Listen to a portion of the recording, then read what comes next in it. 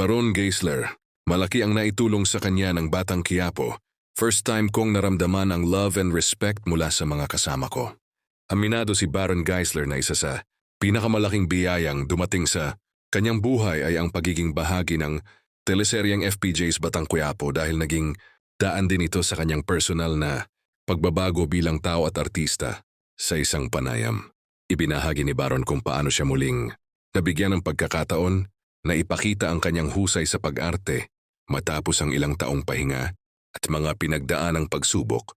Ayon sa kanya, malaking bagay ang tiwalang ibinigay sa kanya ni Coco Martin at ng buong produksyon ng ABS-CBN. Ang pinakagusto ko ngayon, hindi na natatakot sa akin yung mga co-stars ko. May respeto na akong nararamdaman sa production kasi hindi na ako nalilate.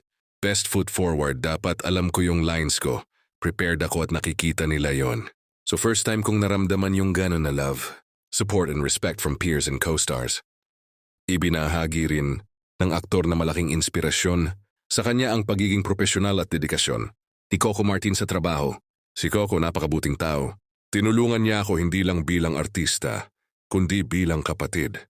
Marami akong natutunan sa kanya tungkol sa disiplina at humility. Ani Baron.